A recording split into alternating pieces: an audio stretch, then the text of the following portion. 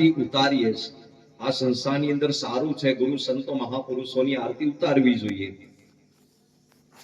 અને આ સંસારની અંદર જેટલું બને એટલું પ્રગટ સંતો મહાપુરુષોની આરતી ઉતારવી એ આ જગતની અંદર મહત્વની છે.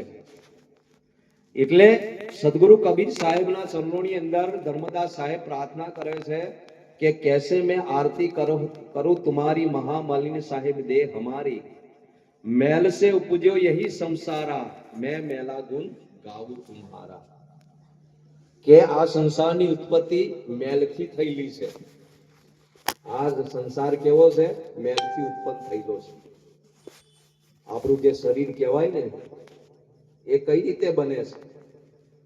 એ કહેવાય છે કે ભાઈ રજ અને વિરજ જે માતા પિતાનું છે એમના રજ વિરજથી આપણું શરીર તૈયાર થાય છે.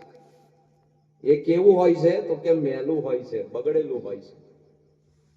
જોજો, તમે વિચાર કરજો કે જે રજ વિરજ છે એ દુર્ગંધ મારતું હોય છે.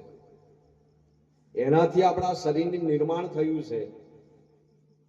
એટલે ધર્મદાસ સાહેબ કહે છે કે મેં મેલા ગુણ ગાઉં તુમ્હારા, પણ છતાંય આ સંસારની અંદર મેલ જેવો છું, બગડેલો છું, છતાંય હું તમારા ગુણગાન આ જગતની અંદર ગાઉં છું.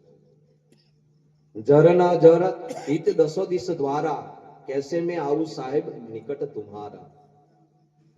કે મારા દેહની અંદર એવા ઝરણા વહે છે, દસો દિશા તરફ એવા ઝરણા વહે છે, અને ઝરણાની અંદર હું પણ વહી જઉં છું. कैसे मैं आऊं साहेब निकट तुम्हारा. મારી અંદર ઘડીકમાં ક્રોધ આવી જાય છે, લોભ આવી જાય છે, મોહ આવી જાય છે, આવા બધા ઝરણા વહે છે. હું તમારી પાસે કઈ રીતે આવું? कैसे मैं आऊं निकट तुम्हारा. પણ કે છે જો પ્રભુ દેહો મુझे अग्र की देही, तब हम पावे नाम स्नेही. પણ કે કદાચ તમે મને આ સંસારની અંદર મારી અગ્રની દેહ આપો તો આપણને કઈ અગ્રની દેહ આ જગતની અંદર સમજવી? ત્યારે આપણા જયરામદાસ સાહેબે કીધું છે, દો કમલની અગ્ર અણી પર રૂપ શબ્દનું લેવાય, નુગરા નરને ખબર ન પડે અંધારે અથડાય, જ્ઞાન દીપક કેમ જડશે હૈયામાં દીધું બ્રહ્મતાળું. સ્મરણ વસ્તુ સાચી, બાકી બધું બકવાનું, અખંડ ઘર છે ન્યારું, જાને તેને રહેવાનું. કે આ સંસારની અંદર ગુરુ સંતો મહાપુરુષો આ જગતની અંદર જે દો કમલની અગ્રણી ઉપર રૂપ શબ્દનું લેવાય છે એનો મહિમા આપણને બતાવે છે, એની સમજણ આપે છે. અને ખરેખર એ જ આપણી અગ્રણી દેહ ગણવામાં આવે છે. ત્યારે કહેવાય છે કે સાહેબને પ્રાર્થના કરે કે જો પ્રભુ દેહો અગ્ર કી દેહી, તબ હમ પાવે નામ સ્નેહી. તમે જો મને આ અગ્રરૂપી દેહને આપો ને ત્યારે હું જે નામ સ્નેહી પરમાત્મા છે, સાહેબ છે, માલિક છે, એને હું મળી શકું આ જગતની અંદર. એમને હું મળી શકું એમ નથી આ જગતની અંદર. પણ કે છે મલિયાગીરી પર બસત ભૃજંગા, વિષ અમૃત રહે એક હી સંગા. કે મલિયાગીરી જે કહેવામાં આવે છે ત્યાં વિષ અને અમૃત સાથે રહે છે. મલિયાગીરી ચંદન કહેવાય છે, એનું વન કહેવાય છે, એની અંદર કહેવાય છે કે ભાઈ 20 રૂપી સર્પો પણ રહે છે. પણ એ 20 રૂપી સર્પો કહેવાય છે ચંદનની જોડે લપટાય છે ખરા, પણ એનું જે અમૃત કહેવામાં આવે છે એ એને લાગુ પડતું. હા, એના શરીરને ઠંડક મળે છે એટલે એની સાથે વીટાય છે. એને ખબર પડતી નથી કે જો કદાચ મારું મોઢું જો ચંદનની હાથે અડી જાય ને તો મારી અંદરથી બધું વિષ જતું રહે આ જગત. એટલે સદગુરુ કબીર સાહેબ ના ચરણોની અંદર પ્રાર્થના કરે છે ધર્મદાસ સાહેબ કે મલિયાગીરી પર બસત ભૃજંગા, વિષ અમૃત રહે એક હી સંગા. કે વિષ અને અમૃત એક સાથે રહે છે. કે મલિયાગીરી પર બસત ભૃજંગા એટલે કે સાપ રહે છે. તો આ મનુષ્ય દેહ આપણને જે મળ્યો છે, આ મનુષ્ય દેહની અંદર જે કહેવાય છે કે ભાઈ મન છે ને એ સર્પ છે. મન આપણું છે એ સર્પ છે. પણ સાહેબ કહે છે આ જગતની અંદર મનને અંદર વિષ ભરેલું છે, તો એ વિષ ક્યારે દૂર થાય? કે જ્યારે એને અમૃતની પ્રાપ્તિ થાય ત્યારે.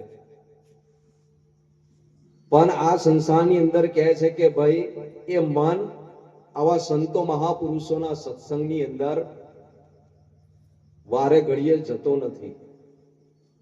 કેમ કે આ સંસારની અંદર સંતો મહાપુરુષોના વાણી વચનો પણ આપણા માટે અમૃત સમાન છે. આ જગતની અંદર જો એમના શબ્દોને પણ ગ્રહણ કરવામાં આવે, એમના શબ્દોને પીવામાં આવે ને, તો આપણી અંદર બધું ઝેર છે એ બધું ઝેર નીકળી જાય. નહીં તો કહેવાય છે કે ભાઈ આપણા ઘટની અંદર 5 વિષયો છે અને એની 25 પ્રકૃતિ છે. 5 વિષયો જે કહેવામાં આવે છે કે શબ્દ, સ્પર્શ, રૂપ, રસ અને ગંધ, આ 5 વિષય છે અને એની 25 પ્રકૃતિ છે. અને આને માયા કહેવામાં આવી છે આ જગતની અંદર.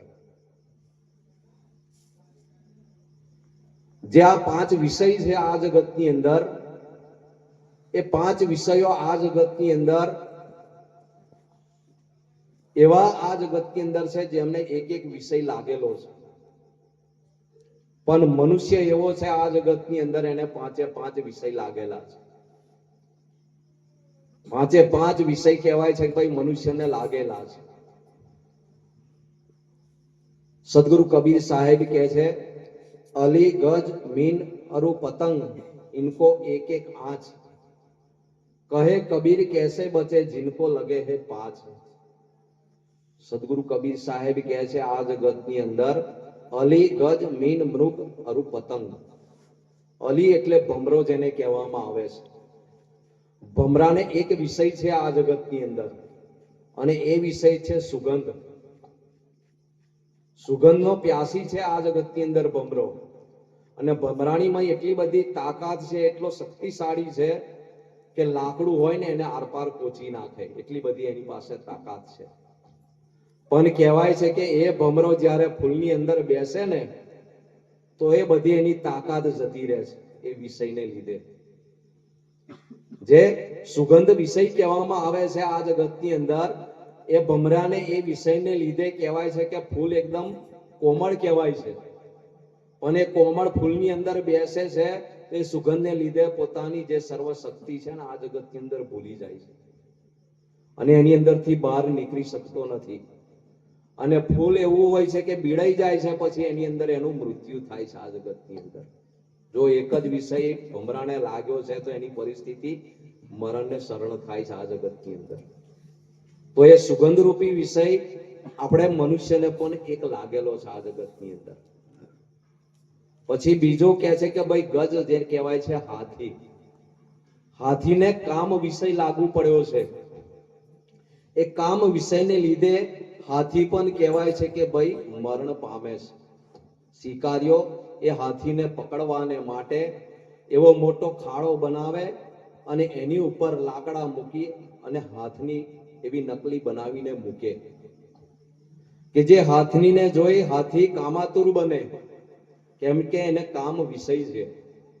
એટલે કામાતુર બને એટલે એની પાસે જાય, પણ એને ખબર નથી કે આ ખાડો બનાવેલો છે એની અંદર હું પડી જઈશ. અને આ રીતે કહેવાય છે કે હાથી એ ખાડાની અંદર પડે છે અને શિકારીઓ એને પકડી લે છે. કેમ કે એ હાથીના દાંત કહેવાય ને બહુ મોંઘા આવે છે. એ દાંતને લેવાને માટે હાથીને મારવામાં આવે છે. એટલે કામ વિષય એક હાથીને પણ લાગ્યો છે, એને એક વિષય છે. નહીં તો હાથી હોય બહુ તાકાતવર જાનવર છે આ જગતની અંદર.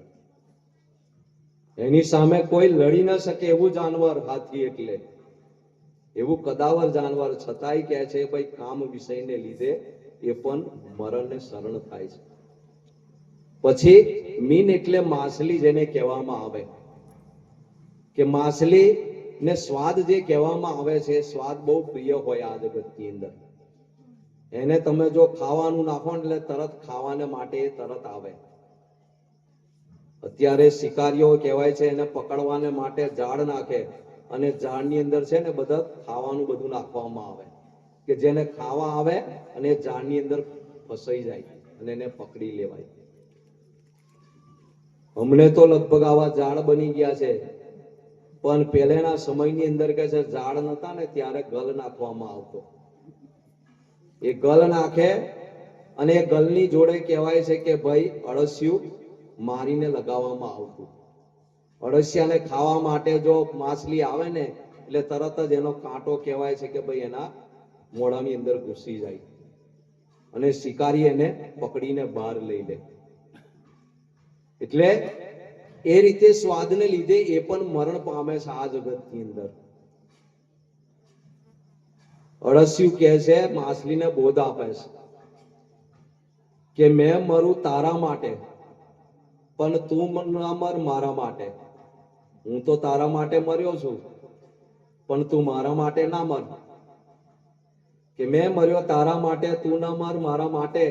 બહાર બેઠો છે ને તારા માટે, જે બહાર બેઠો છે ને તારા માટે બેઠો છે, તને પકડીને.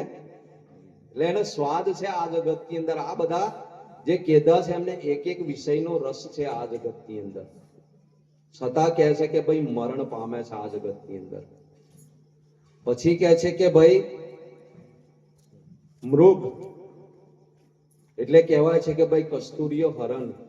આ જગતની અંદર છે ને કસ્તુરી જે હોય ને એ મૃગના નાભીની અંદર જ હોય છે, બીજી કોઈ જગ્યાએ કસ્તુરી થતી. કસ્તુરી જો પાકતી હોય ને એ મૃગના નાભીની અંદર રહે છે. એ કસ્તુરીને મેળવવાને માટે, કેમ કે અત્યારે જોઈએ તો કસ્તુરી કેટલી બધી મોંઘી છે.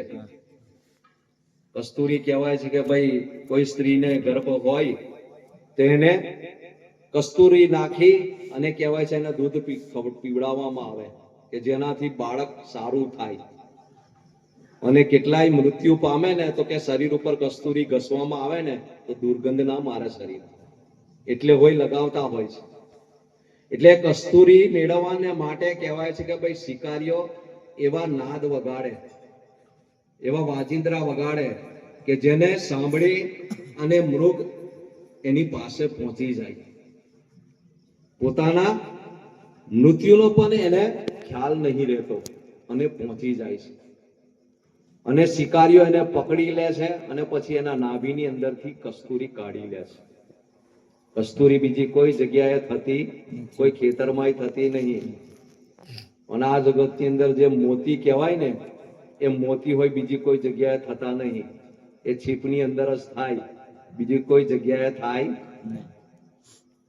એટલે આ મૃગ પણ એક વિષયને લીધે આ જગતની અંદર કહે છે કે ભાઈ મરણને શરણ થાય છે.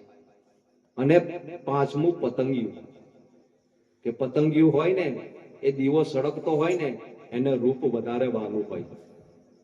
એની ચારે બાજુ ફરે અને પછી એ અગ્નિની આગળ ફર્યા કરે ને પછી એને એટલું પ્રિય લાગે કે એની અંદર કૂદકો મારે અને એ પોતે મરણને શરણ થાય છે. તો આ પાંચે પાંચને એક એક વિષય લાગ્યા છે તો એ મરણ પામે છે. તો આ સંસારની અંદર કહેવાય છે કે ભાઈ મનુષ્ય છે ને એને પાંચે પાંચ વિષય લાગ્યા છે. તો પછી આ જીવનું શું થાય આ જગતની અંદર? એટલે સદગુરુ કબીર સાહેબ કહે છે આ જગતની અંદર કેવા પાંચ વિષયો જે છે એ આ જગતની અંદર દરેક મનુષ્યને લાગુ પડેલા છે. પણ એ વિષયોની અંદરથી આપણે છૂટીએ ક્યારે? તો બ્રહ્માનંદ સાહેબ સુંદર કહે છે કે इस पिंजर में बैठ भूल आपको गई, કે આ મનુષ્ય દેહ રૂપી પિંજરાની અંદર આવી આપણે પોતાને ભૂલી ગયા છે. આપણે કોણ છે? આપણને કોણ છે આ જગતની અંદર એ ખબર નથી. આપણને પૂછવામાં આવે કે તમે કોણ છો તો આપણે નામ બતાવીએ કે હું આ છું, પણ એ તો તમારા દેહનું નામ પડ્યું છે, તમારું નામ નથી. અંદર રહેવા વાળો છે ને એ અનામ છે. એટલે આપણા હીરાદાસ સાહેબે કદાચ ભજન બનાવ્યું છે કે અનામી નામ કહેનારો હતો એ સત્યનો વાસી. કે એ અનામી આ જગતની અંદર જે નામની વર્ણન કરે છે એ કઈનો વાસી હતો? સત્યનો વાસી હતો. એટલે જે અંદર આત્મા છે એ અનામ છે આ જગતની અંદર. એટલે આપણા જયરામદાસ સાહેબે કીધું છે, નામ અનામ મારા ગુરુએ બતાવ્યું.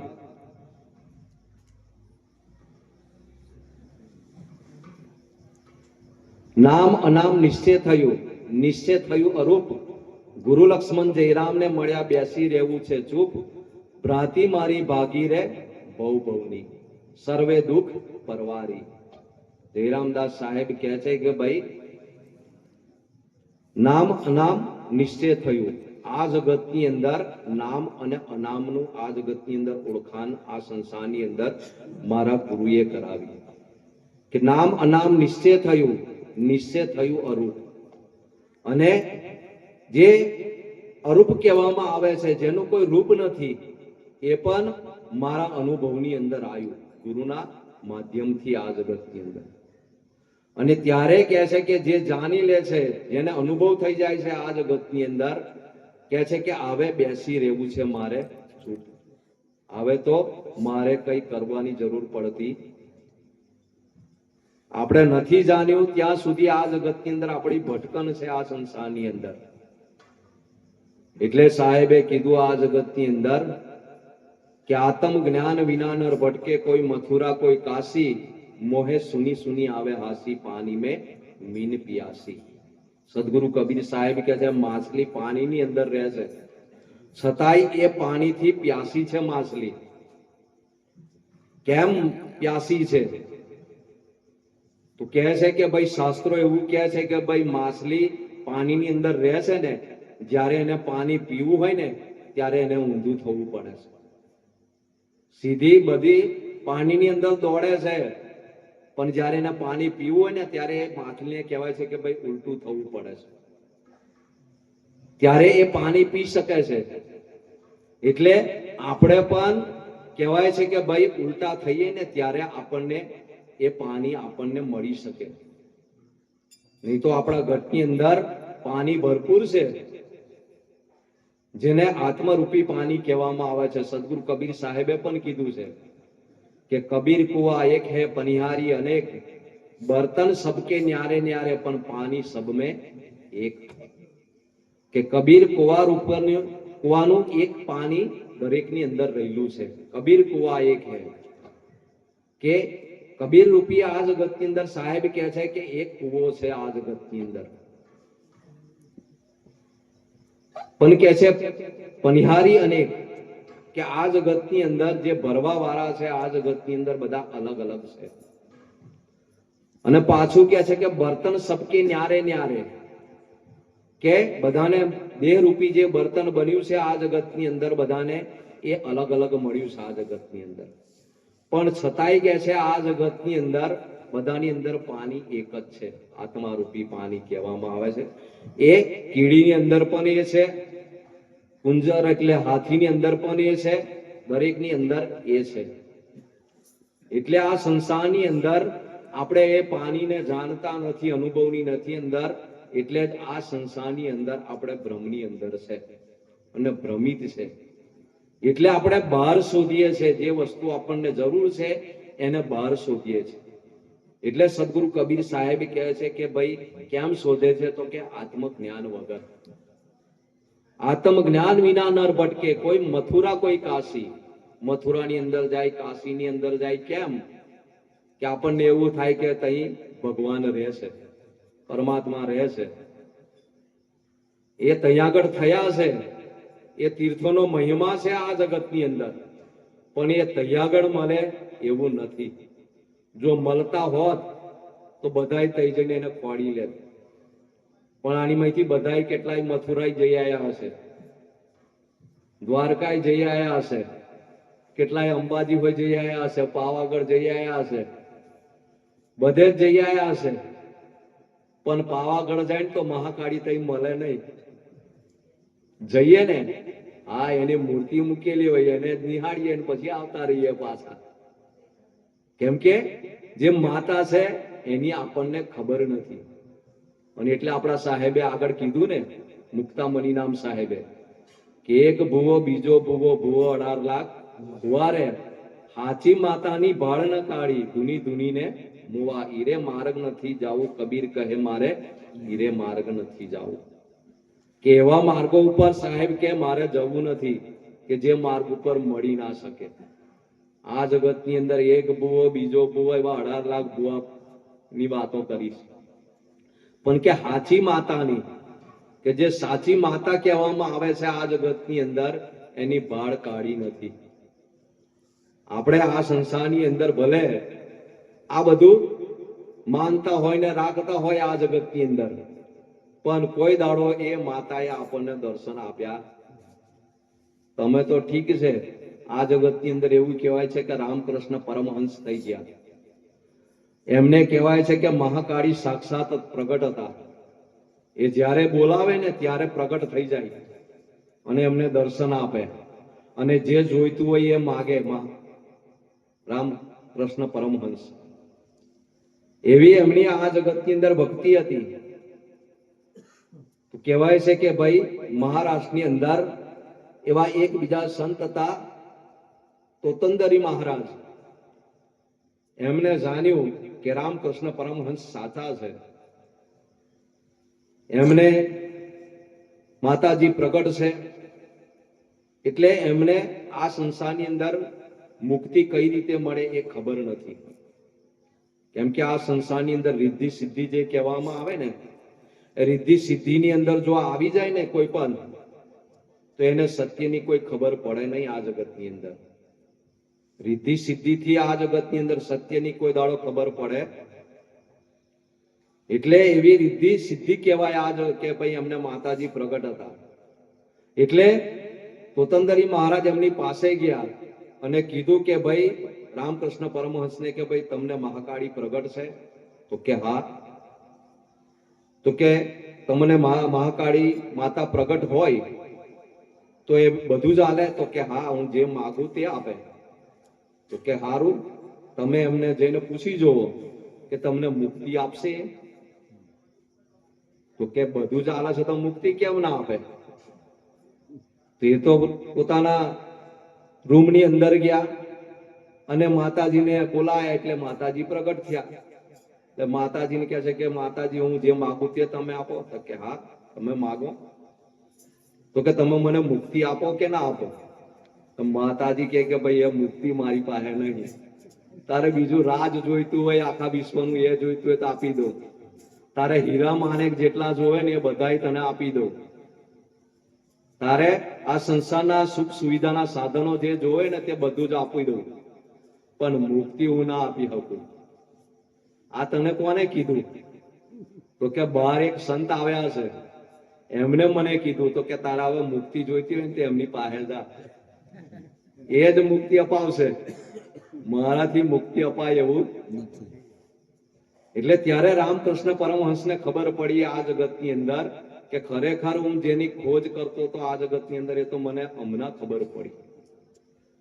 ત્યારે કહેવાય છે કે ભાઈ એ આ સંસારની અંદર એવા પ્રગટ માતાજી હતા, છતાંય એમને આ સંસારની અંદર એ મુક્તિ નહીં મળી શકી.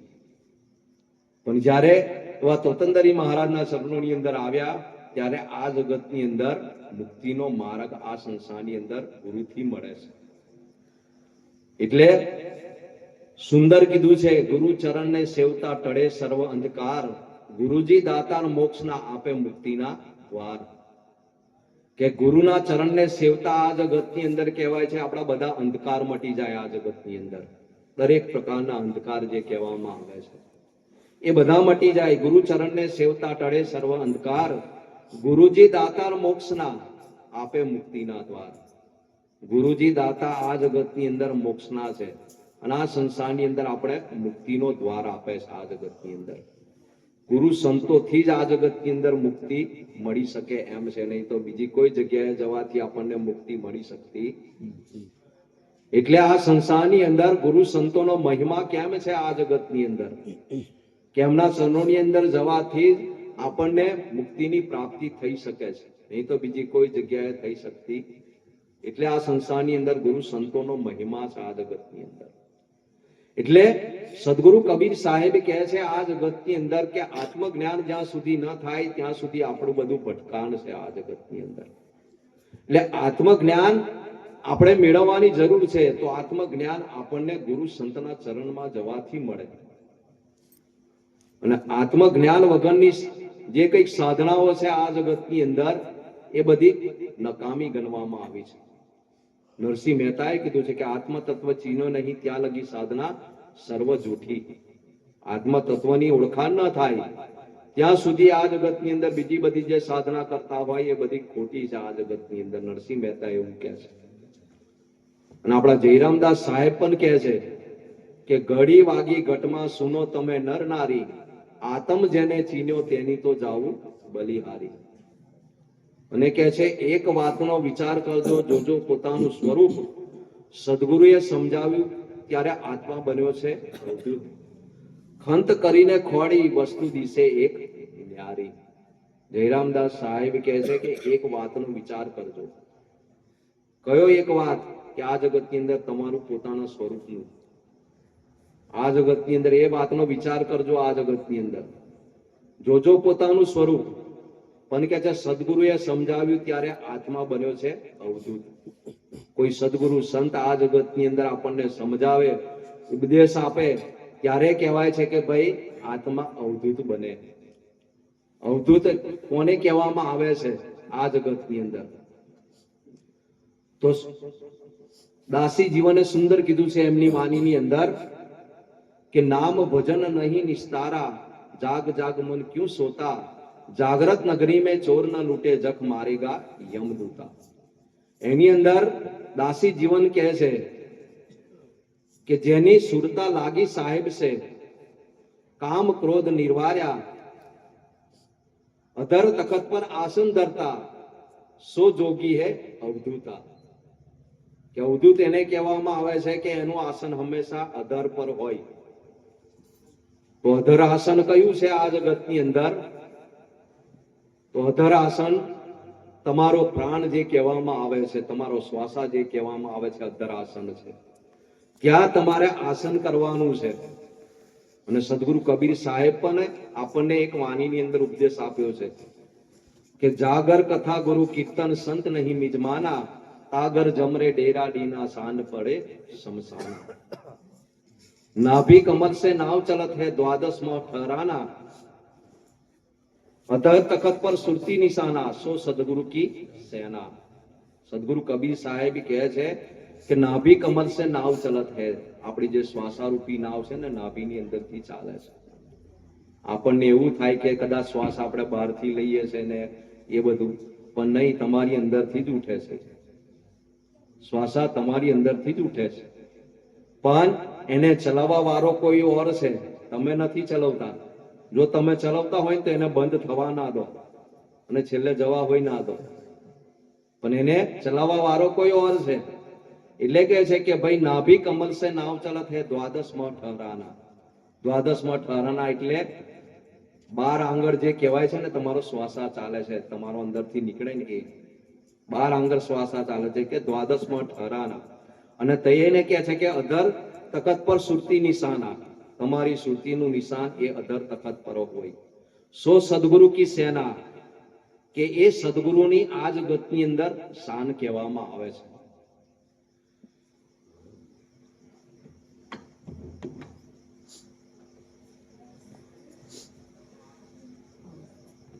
અને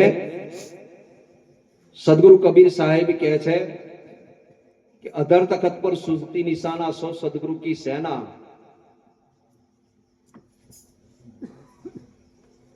सतनाम लो निशाना, કે તમે નિશાન કોને બનાવો? તો કે સતનામને તમે નિશાન બનાવો.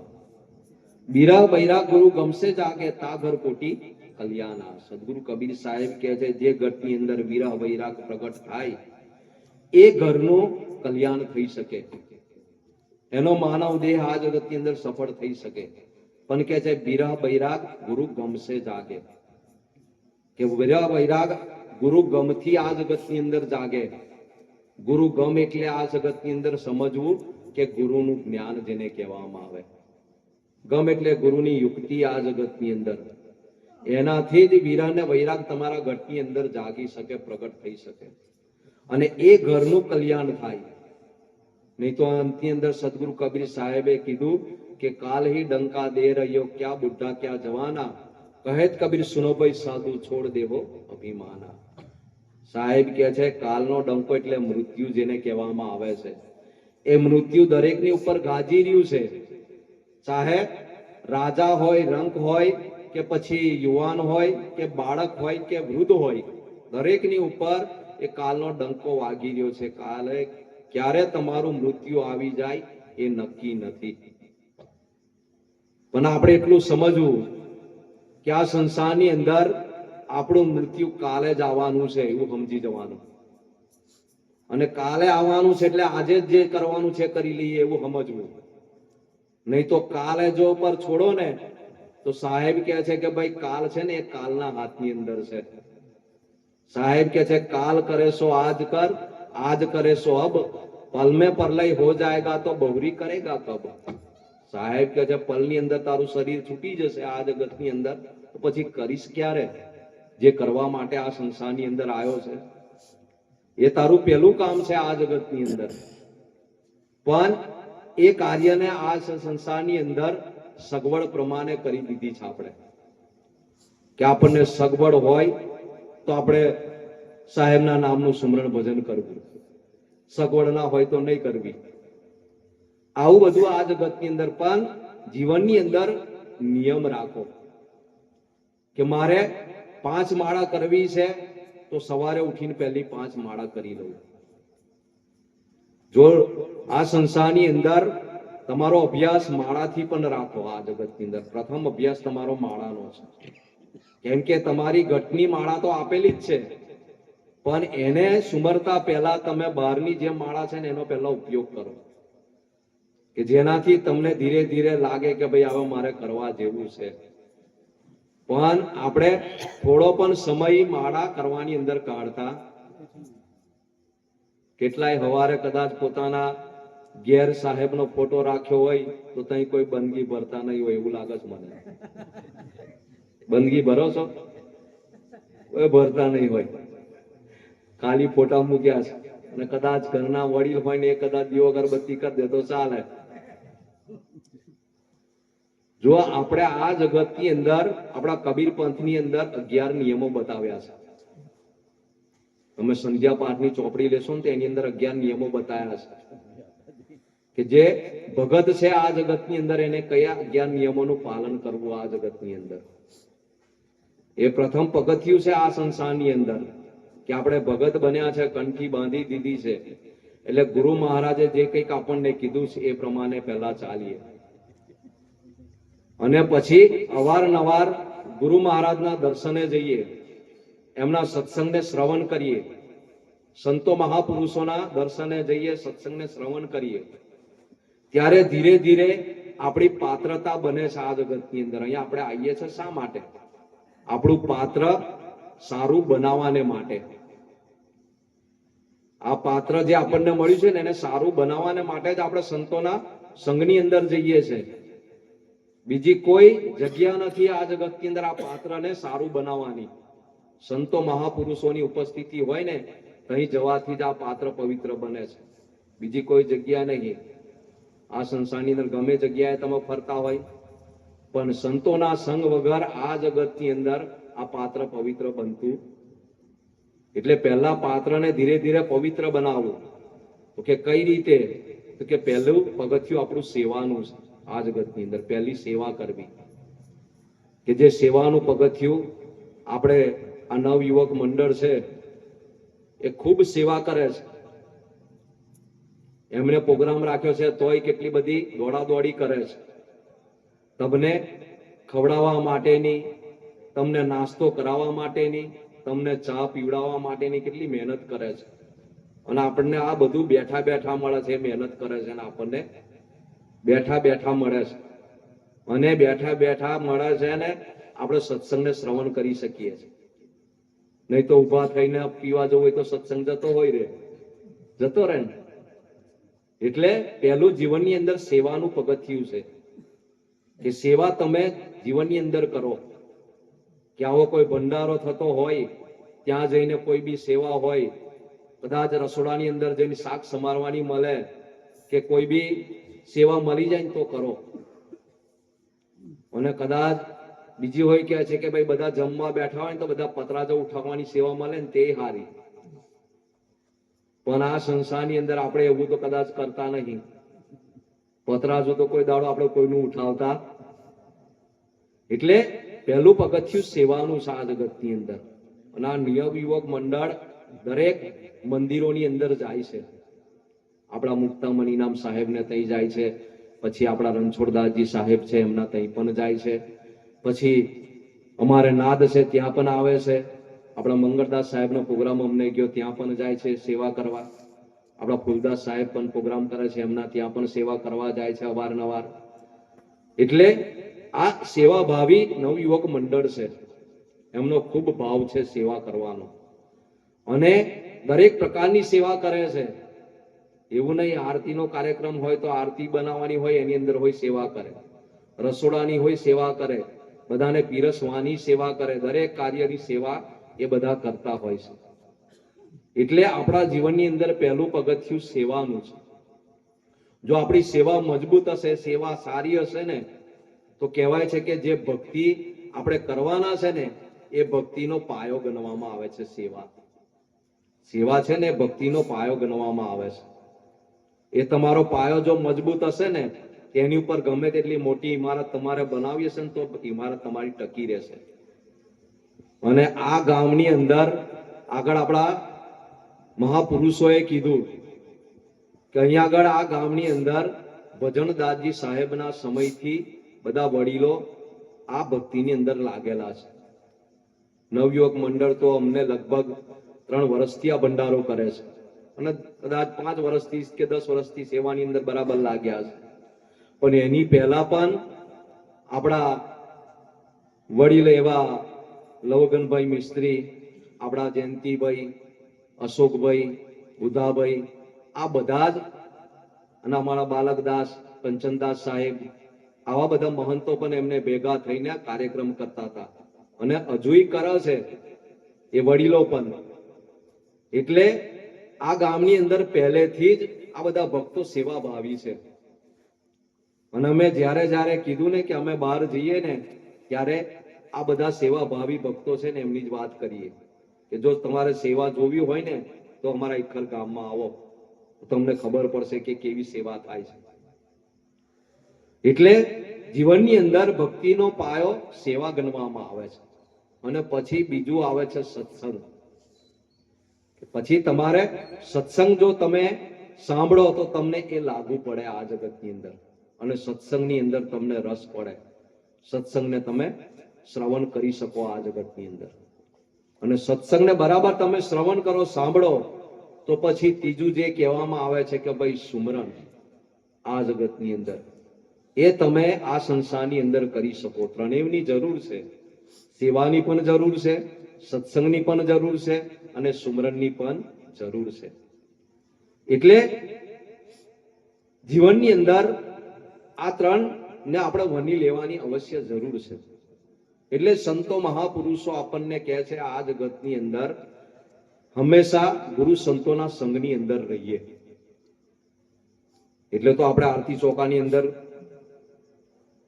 એક શબ્દ ગાવામાં આવે છે કે ભાઈ મૂળ પકડા તો ક્યાં હુઆ, ચઢવે કી ગમ નાઈ.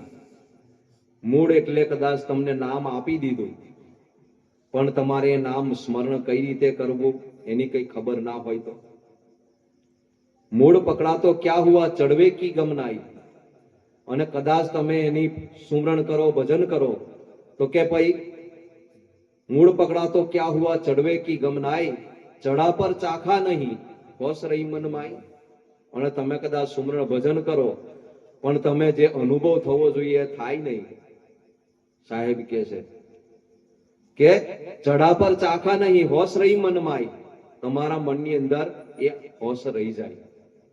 પણ તોય સદગુરુ કબીર સાહેબ કહે છે હોશ ન મન મેં રાખીએ, પણ તમે એ હોશ મનની અંદર રાખો નહીં. કેમ? તો કે ગુરુ હે પ્રગટ દેવ. આ જગતની અંદર ગુરુ મહારાજ આ જગતની અંદર પ્રગટ દેવ ગણવામાં આવે છે. આ સંસારની અંદર પ્રગટ દેવ છે. તમે જે કંઈક એમને પૂછો તો તમને જવાબ મળે, તમારે જે કંઈક એમને આપવું હોય તો લઈ શકે, તમે જે કંઈક એમની સેવા કરવી હોય તો એમની સેવા કરી શકો. એ પ્રગટ દેવ છે આ જગતની અંદર. એટલે જ કહે છે કે ગુરુ હે પ્રગટ દેવ, તો કે તન સહિત મન લે મિલો કરું નિશ્વાસર સેવું, પણ તન મનથી એમની સેવા આ જગતની અંદર કરી લો. એટલે સદગુરુ કબીર સાહેબ આપણને કહે છે કે ભાઈ જીને સાધુ કી સંગત પાઈ વાકી હે પૂરન કમાઈ. આપણને સંતોનો જો સંગ મળ્યો હોય તો કંઈક આપણી પૂર્વેની કમાણી છે. પૂર્વેની કમાણી વગર આપણે આ જગ્યાએ બેહી નહીં શકતા. એ તો છે ઘણા બધા, પણ દરેકને આ લાભ નહીં મળી શકતો. પણ જેની પૂર્વેની કમાણી હોય ને એને સંતનો સંગ મળે છે, એમનું સાનિધ્ય મળે છે. जिन्हें साधु की संगत पाई वाकी है पूरन कमाई. સાધુની સંગત ગુરુજીની ભક્તિ બનત બનત બન જાય. અને સંતો મહાપુરુષોનો સંગ અને ગુરુ ભક્તિ આ જગતની અંદર ધીરે ધીરે આ જગતની અંદર આપણી પરિપૂર્ણ થાય છે. એની અંદર આપણે લાગેલા રહીએ તો અવશ્ય એક દિવસ આપણી પૂર્ણ થઈ જાય છે. એટલે સાહેબે કીધું છે કે દ્વાર ધનિકો પડા રહે ધક્કા ધનિકા ખાય, કબહુ સાહેબ નિવાજે જો ઘરદર છાડ ન. કે દ્વાર ઉપર તમે પડ્યા રહો, કોક દિવસ તો કે છે કે ભાઈ માલિક તમને એ દ્વારની અંદર લઈ લેશે. એ દ્વાર ઉપર હંમેશા પડેલા રહો તમે. દ્વાર ધનિકો પડા રહે ધક્કા ધનિકા ખાય. કે આપણને ગુરુ મહારાજે જે નામ આપ્યું છે, લક્ષ્ય બતાવ્યું છે, એ લક્ષ્ય પર સુમરણ ભજન કરતા રહો હંમેશને માટે. અને સુમરણ ભજન કરવું એ આપણો ધક્કો કહેવાય છે આ જગતની અંદર. અને આ સંતો મહાપુરુષોના સંઘની અંદર આવીને સત્સંગ સાંભળીએ છે ને એ પણ આપણો એક ધક્કો છે. આ હોય ધક્કો કોઈ દિવસ સફળ થઈ જશે આ જગતની અંદર. એમને એમ નથી. આ સંત સમાગમનું મહત્વ આ જગતની અંદર ખૂબ જ ઉત્તમ છે આ જગતની અંદર. એટલે કે છે દ્વાર ધનિકો પડા રહે ધક્કા ધનિકા ખાય, કબહુ સાહેબ નિવાજે જો ગરદર છાડ ન. કોક દિવસ સાહેબ તમારી પર મહેર કરી દેશે જો આ દ્વારને તમે છોડીને નહીં જાઓ. એટલે સદગુરુ કબીર સાહેબ કહે છે કે ભાઈ સાધુની સંગત અને ગુરુજીની ભક્તિ બનત બનત બન જાય, જીને સાધુ કી સંગત પાઈ. તો કોને કોને સંતો મહાપુરુષોનો સંગ કર્યો? તો કે દત્ત ગોરખ ગોપીચંદ ભરથરી. આ જગતની અંદર જે દત્ત કહેવામાં આવે છે કે દત્તાત્રેય જેને કહેવામાં આવે આ જગતની અંદર, એમને પણ કહેવાય છે કે ભાઈ આપણા સદગુરુ કબીર સાહેબ કહેવાય છે કે ભાઈ કરુણામયના નામથી હતા ને ત્યારે એમને મળ્યા છે સદગુરુ કબીર સાહેબ. એ દત્તાત્રેય આ જગતની અંદર દત્ત, ગોરખ, ગોપીચંદ અને ભરથરી આ બધા મહાન સંતો થઈ ગયા છે આ જગતની અંદર. અને એમની કે છે ગગન મેં છપરી છવાઈ. આ જગતની અંદર આ સંસારની અંદર એમના નામ અમર છે આ જગતની અંદર. આજે પણ એમના નામ લેવાય છે. એમના વાણી હોય આ જગતની અંદર ગવાય છે. એમના વાણીનો પુરાવો આ સંસારની અંદર અપાય છે કે આ સંસારની અંદર પોતાનું સર્વસ્વ છોડીને કોણ જતા રહ્યા છે? તો કે રાજા ગોપીચંદ ભરથરી એવું કહેવામાં આવે છે આ જગતની અંદર. એટલે આ સંસારની અંદર એમની છપરી હંમેશના માટે છવાયેલી છે આ જગતની અંદર. એટલે કે છે કે દત્ત ગોરખ ગોપીચંદ ભરથરી ગગન में छपरी छवाई, जिन्हें साधु की संगत पाई वाकी है पूरन. रंका बंका कैवल कुबा सजनो जाते कसाई. કે આ જગતની અંદર રંકા અને બંકા, કૈવલ અને કુબા અને સજનો કસાઈ આ પાંચ કહેવામાં આવ્યા છે. આ બધા પણ આ સંસારની અંદર એમના કામ બની ગયા છે. કે રંકા બંકા એવા દંપતી હતા આ જગતની અંદર કે એકબીજાને માટે સર્વસ્વ અર્પણ કરે એવા હતા. કોઈ આ જગતની અંદર એમને આશા નહીં એવા આ જગતની અંદર, અને પોતાનું હંમેશા જીવન એવું મહેનતથી ગુજારતા. આમ કહેવાય છે રંકા બંકા એ પ્રજાપતિ હતા, પણ કહેવાય છે કે ભાઈ લાકડા કાપવાનું કામ કરતા હતા. લાકડા જંગલની અંદરથી કાપી લાવે અને પછી એ લાકડા વેચે, અને લાકડા વેચી અને પોતે ખાય અને કોઈ સાધુ સંતો આવ્યા હોય ને એમને ખવડાવે એવું કામ કરતા હતા. અને એમની એવી પૂર્ણ ભક્તિ હતી આ જગતની અંદર. અને આવી ભક્તિ કરતા હતા ને ત્યારે એમની કસોટી પણ કરવામાં આવી છે. કહેવાય છે કે ભાઈ જે નામદેવ કહેવાય એ કહે છે કે વિઠ્ઠલનાથને કે ભાઈ જો એ તમારી ભક્તિ સાચી કરતા હોય તેમની પરીક્ષા લો. ત્યારે કહેવાય છે જંગલની અંદર બે જણ જાય છે ને ત્યારે એમના માટે એક તૈયાર ભારો મૂકે છે. તે બે જણ જોવે છે રંકા અને બંકા, તૈયાર ભારો જોઈને કહે છે કે ભાઈ આ ભારો જોઈને પહેલા તો વિચાર થાય છે આ કોનો હશે, પણ પછી વિચાર કરે છે કે ભાઈ આપણું કામ તો જાતે લાકડા કાપવાનું છે ને ભેગા કરવાનું છે, આ આપણો ભારો નથી. પણ કદાચ આપણે એમની જગ્યાએ ગયા હોય તો મળે તો લઈ જ લઈએ તૈયાર, અને રસ્તા વચ્ચે કદાચ 500 ની કે કદાચ 50,000 ની ગड्डी મળી જાય ને તોય લઈ લઈએ. આપણે એવું સમજીએ કે આપણને મળી છે એટલે આપણી. એવું નહીં સમજવું, એ તમારી નથી, એ કોઈની પડી ગયેલી છે. તમારી કઈ કહેવાય? તમે તમારા મહેનતનું જે પકવો ને એ તમારું કહેવાય આ જગતની અંદર, પણ બીજાનું લઈ લો એ આ જગતની અંદર એ તમારા મહેનતનું કહેવાય. એટલે એમને આ જોયું એટલે પોતે એ લાકડાનો ભારો તાળી અને પાછા જંગલની અંદર લાકડા કાપવા જતા રહ્યા. બીજે દિવસે આયા તો બીજે દિવસે પણ લાકડો ભારો તૈયાર. એટલે એમને થયું કે આ કોઈ લાકડાનો ભારો તૈયાર અહીં રાખે છે, હવે આ બાજુ આપણે આવવું નથી, બીજી બાજુ જઈશું. એટલે બીજી બાજુ લાકડા કાપવા જાય છે. ત્યાં આગળ પણ કહેવાય છે કે એમના માટે ભારો તૈયાર રાખે, તોય કહે છે કે ભાઈ ભારો લે નહીં. તો પછી ખબર પડી કે અમને તો કોઈક એવી આશા જ નથી, એ તો પોતાના મહેનતથી કામ કરે છે. એટલે ફરી પાછી કસોટી કરવા કહેવાય છે કે ભાઈ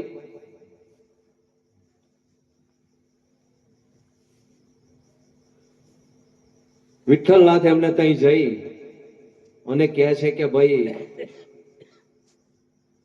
આ સોનાનો હાર આપે છે કે ભાઈ આ સોનાનો હાર તમે લઈ લો. એટલે રંકા કહે છે કે ભાઈ આ અમારે ના લેવાય, પણ તે ઘડીએ બંકા નથી એટલે રંકા લેતો નથી. એટલે પાછા લઈ જાય છે ત્યારે પાછું કહેવામાં આવે છે, નામદેવ કહે છે કે ભાઈ આ જગતની અંદર સોનું છે ને સ્ત્રીઓને વધારે વાલું હોય. તો કે બંકા હતી કે નહીં આપતા હતા તારે? કે ના ભાઈ એ હતા નહીં. તો કે બંકા હોય ને તારે આપજો, લે છે કે નહીં? કહેવાય છે કે ભાઈ એ લાકડા કાપવા જાય છે ને ત્યારે એમના રસ્તાની અંદર સોનાનો હાર નાખે છે, મૂકવામાં આવે છે. ત્યારે આગળ કહેવાય છે રંકા ચાલતો હોય છે, તો રંકાએ જોયું કે ભાઈ સોનાનો હાર છે અહીંયા આગળ પડેલો, પણ જો બંકા પાછળ આવે છે એની નજર પડશે ને તો હાર લઈ લેશે. એટલે નીચે બેસી અને કહેવાય છે કે ભાઈ રંકા એની પર ધૂળ વાળી દેશે. એટલી વારમાં કહેવાય છે બંકા એની નજીક આવી જાય છે. તો બંકા કહે છે કે ભાઈ સ્વામિનાથ આ શું કરતા હતા? તો કે કઈ નહીં, કે ધૂળ વાળતો હતો. તો કે નહીં, તમે બીજું કઈ કરતા હતા. તો કે અહીંયા આગળ સોનાનો હાર હતો અને તું પાછળ આવતી હતી, તને એની પ્રત્યે મોહ ન થાય, તને લેવાની ઈચ્છા ન થાય, એટલે મેં એના પર ધૂળ વાળી દીધી. તો કે આપણા બેનો સંગ કેટલા સમયથી છે તમને ખબર નથી? આ તો મારે એવું લાગ્યું તમે કે ધૂળ ઉપર ધૂળ નાખી છે, ધૂળ ઉપર ધૂળ નાખી છે. એટલે સોનાના હારને ધૂળ કીધો અને એના પર તમે ધૂળ નાખી છે. આવા બે દંપતી હતા આ જગતની અંદર, પોતાનું સ્વયં ખાતા આ જગતની અંદર. એટલે સાહેબે એમનો દાખલો આપ્યો આ જગતની અંદર કે એમની આ જગતની અંદર એવી ભક્તિ હતી. આ બધાના જેના દાખલા આપ્યા ને સદગુરુ કબીર સાહેબે, એ કઈ જેવા તેવા આ જગતની અંદર સંતો નતા. અને સજનો જાતે કસાઈ, જે સજનો કસાઈ હતો આ જગતની અંદર, એ પોતાને કહેવાય છે કે ભાઈ કાયમ કસાઈ નું કામ એટલે કહેવાય છે કે ભાઈ માંસ જે કહેવામાં આવે ને એ વેચતા હતા, કાપતા નતા, પણ ખાલી વેચતા હતા. એટલે કસાઈ કહેવામાં આવે, વેચે ને એને હોય કસાઈ કહેવામાં આવે. પણ કહેવાય છે વેચે ને એની અંદર એ એવા સંતે કોઈ આવીને જોયું એટલે કહે છે કે ભાઈ આ તમે કેમ કરો છો? એમણે એવું નક્કી કરેલું કે એક એવો પથ્થર લીધેલો અને પથ્થરથી જ વજન મૂકે, અને એ પથ્થર પર એનો એટલો ભરોસો કે 250 માગે ને તો એ પથ્થર મૂકે, 500 માગે તો એ પથ્થર મૂકે, કિલો માગે ને તો એ પથ્થર. એવી રીતના આપતા હતા. અને બધાને એવું થાય કે આ એક જ પથ્થરથી બધાને આપે તો વજન કરે, તો ઘેર જાય ને તો વજન એટલું જ થાય. પણ એમણે પણ સંતનો સમાગમ થયો ત્યારે એમના જીવનની અંદર આ માંસ વેચવાનું કામ કરતા હતા ને એ પણ એમને પછી છોડી દીધું. એટલે કીધું છે કે સજ્જનો જાતે કસાઈ કર્યા કર્મો ઘણા, હરિએ કર્યા માફ જોને, સંત પનું લીધું ને પછી ત્યજી દીધું. આ જગતની અંદર એવા મોટા સંત થઈ ગયા અને એમના કર્મો આ જગતની અંદર જે હતા ને એ બધા માફ કરી દેવામાં આવ્યા છે આ જગતની અંદર. એટલે આ બધાના એવા દાખલા આપ્યા છે આ સંસારની અંદર. અને આગળ દાખલો આપ્યો કે ધ્રુવ, પ્રહલાદ, અમરીશ, વિભીષણ, પાંચમી હે મીરાબાઈ. આ જગતની અંદર ધ્રુવ, પ્રહલાદ એ નાની વયની અંદર આ સંસારની અંદર ભક્તિ કરી ગયા, જેમને 5 વર્ષની ઉંમર. આજે આ સંસારની અંદર 5 વર્ષની ઉંમર બાળકની ગણવામાં આવે ને તેને કશી ખબર ના પડે આ જગતની અંદર. પણ એમને પણ આ બાળકોએ પણ એમના જીવનની અંદર એવા દ્રશ્યો જોયા છે ત્યારે આ સંસારની અંદર એમને કંઈક પરમાત્મા પ્રત્યે પ્રેમ થયો છે આ જગતની અંદર. કેમ કે પ્રહલાદ જે કહેવાય છે એમના ગુરુ કર્ણા કુંભાર અને શ્રીબાઈ જે કહેવાય છે કે શ્રીબાઈ ને કર્ણા કુંભારને ત્યાં કહેવાય છે કે ભાઈ એવા માટલાની અંદર બિલાડીના બચ્ચા હતા. પણ જ્યારે ખબર પડે છે કે અંદર બિલાડીના બચ્ચા હતા અને કર્ણા કુંભારે એને માટલાને બધા પકાવવા માટે સળગાયેલું અને પ્રહલાદે આ જોયું અને ત્યાં આગળ કહેવાય છે કે ભાઈ રાજાને ફરિયાદ કરવામાં આવી કે ભાઈ અમને બિલાડીના બચ્ચા મારી નાખ્યા છે. ત્યારે ત્યાં આગળ કર્ણા કુંભાર અને શ્રીબાઈએ પરમાત્માને પોકાર કર્યો છે. તો કહેવાય છે કે ભાઈ એ સળગાયેલા માટલાની અંદર સળગાયું હતું પણ છતાં એની અંદરથી જીવતા બચ્ચા નીકળ્યા છે. એટલે આપણા જયરામદાસ સાહેબે એનો દાખલો આપ્યો છે કે ભાઈ મંજારીના બચ્ચા ઉગાર્યા, આજ ધનિય ઉગાર્યો પ્રહલાદ રે, આને ને અવસરીએ રે વેગે વેલા આવજો. એને આ આપણા જયરામદાસ સાહેબે ભજન ક્યારે બનાવ્યું છે? જયરામદાસ સાહેબને પણ એમના જીવનની અંદર એવી ઘટના બની છે. કહેવાય છે કે ભાઈ વડોદરાની અંદર રાજા જે રજવાડું હતું ગાયકવાડ, એમને ત્યાં જયરામદાસ સાહેબને બોલાવવામાં આવે છે અને જયરામદાસ સાહેબની કસોટી લેવામાં આવે છે કે આ સંત બહુ એમની પ્રખ્યાત છે. ત્યારે એમને કહેવાય છે કે પ્રસાદ બનાવેલો ને એની અંદર માંસ મૂકવામાં આવેલું. એટલે જયરામદાસ સાહેબને ખબર પડી ગયેલી. એટલે જયરામદાસ સાહેબે ત્યારે આ ભજન બનાવ્યું છે કે આને ને અવસરીએ રે વેગે વેલા આવો, આજ ધનિય ઉગાર્યો પ્રહલાદ, મંજારીના બચ્ચા રે નિભામાં ઉગાર્યા. એની અંદર બધા દાખલા આપ્યા છે કે ભાઈ આજે મીરાબાઈને ઉગારી લીધી છે આ સંસારની અંદર. આપણા લક્ષ્મીરામની વાત આવી છે, બધી વાત મૂકી છે અને છેલ્લે કીધું કે મારા મનડાના પૂર્યા છે ઘોર, કે મારી મનની અંદર જે ઈચ્છા હતી એ બધી પૂરી પરમાત્માએ કરી છે. એટલે કહેવાય છે કે ભાઈ એ માંસનું કહે છે કે પરિવર્તન થઈ ગયેલું ને એની જગ્યાએ પ્રસાદ થઈ ગયેલો. અને તારે ગાયકવાડે કહેવાય છે કે ભાઈ આ માજલપુર મંદિર બન્યું ને એની જગ્યા આપી હતી. એ દાખલો પુરાવો છે. એટલે એવા પ્રખર સંત આપણા જયરામદાસજી સાહેબ હતા. એમની પાસે અનેક વિદ્વાનો આયા છે પણ એમની ગામઠી ભાષાની અંદર અભણ છતાંય આ જગતની અંદર બધાના જવાબ આપી દેતા એવા પ્રખર સંત હતા આ જગતની અંદર. એટલે તો આજે આપણા જયરામદાસ સાહેબના વાણીઓ કેટલી જગ્યાએ ગવાય છે અને એક એક વાણી એમની ભેદ ભરેલી છે. એને સમજવી જાણવી આ જગતની અંદર બહુ અઘરી છે. પણ એવા સંતો મહાપુરુષોના ચરણોમાં જાઓ તો એને તમે જાણવા મળી શકે આ જગતની અંદર કેવા ભેદો એમને કેવા મૂકેલા છે. એટલે એવા જયરામદાસ સાહેબે આપણે ભક્તિરૂપી પ્રબોધ ગ્રંથ આ જગતની અંદર એમને મૂક્યો છે આપણા માટે. પણ આપણે એને પીવાની જરૂર છે, ખાવાની જરૂર છે, પણ આપણે એને પીવા ખાવા તૈયાર છે? પીએ ને ખાઈએ ને ત્યારે આપણને ખબર પડે કે આ વાણીથી આપણી ભૂખ પણ મટી જાય એવી વાણી છે આ જગતની અંદર. એટલે એવા પ્રખર જયરામદાસજી સાહેબ હતા આ જગતની અંદર. એવા સંતો મહાપુરુષોએ આ જગતની અંદર એમને વાણી બનાવી છે. એટલે કહેવાનો અર્થ છે કે ભાઈ એવા પ્રહલાદને જ્યારે આ ઘટના જોઈને ત્યારે એને પરમાત્મા પ્રત્યે ભાવ થયો કે આ સંસારની અંદર એવી કોઈક શક્તિ છે કે જે કામ કરી રહી છે. પણ એ શક્તિ ક્યારે કામ કરે? તમે શક્તિની સાથે જોડાયેલા હોય ત્યારે તમારું કામ થાય આ જગતની અંદર. એટલે એવા પ્રહલાદ 5 વર્ષના હતા છતાંય આ જગતની અંદર એ ભક્તિને જાણી લીધી છે અને એમનું આ સંસારની અંદર કલ્યાણ થયું છે. એટલે આપણા સદગુરુ કબીર સાહેબે આ બધાના દાખલા આપ્યા છે કે ધ્રુવ પણ 5 વર્ષનો હતો અને જંગલની અંદર ગતો રહેતો, પણ છતાંય કે છે એને કોઈ ડર લાગ્યો નહીં. જંગલમાં જઈને એને તપ કર્યું છે. અને આ ધ્રુવ ને પ્રહલાદ છે ને, બંને રાજા હતા પાછા આ સંસારની અંદર. જેવા તેવા નતા, આ જગતની અંદર રાજા હતા. ધ્રુવ પણ રાજા હતા અને પ્રહલાદ પણ રાજા હતા, પણ એવા નાનપણની અંદર એવી ભક્તિ કરી છે આ જગતની. પછી અમરીશ વિભીષણ, આ જગતની અંદર અમરીશ રાજા થઈ ગયા, જેનો પણ દાખલો આપણે આપવામાં આવે છે કે અમરીશ ગમ ખાયા દુર્વાસા બિલ ગાય, ગમ સમાન ભોજન નહીં જો કોઈ ગમ કો ખાય. અમરીશ ગમ ખાયા દુર્વાસા બિલ ગાય. દુર્વાસા ઋષિએ જ્યારે કહેવાય છે અમરીશ રાજાનું અપમાન કર્યું, ત્યારે એનો દંડ એમને ચૂકવવો પડ્યો છે. કહેવાય છે કે ભાઈ કૃષ્ણ ભગવાનનું જે ચક્ર કહેવાય ને, એ દુર્વાસા પાછળ દોડ્યું હતું.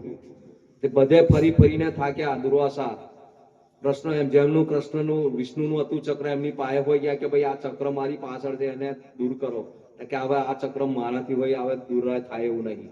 તો કે કઈ રીતે થાય? તો કે તમે જેનું અપમાન કર્યું છે, જેમનું દિલ દુખાયું છે, એના ચરણમાં જાઓ અને એ કહે ને તો આ ચક્ર બંધ થઈ જાય એવું છે.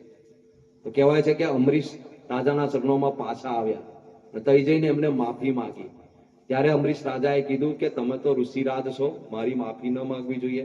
તો કે હું માફી તમારી ના માંગુ તો આ ચક્ર મારી પાછળ આવે છે, મારું શિર છેદન કરી નાખશે. ત્યારે અમરીશ રાજાએ હાથ કરી દીધો ચક્રને કે ભાઈ આ થોભી જા. કહેવાય છે ચક્ર તઈને તઈ થોભાઈ ગયું.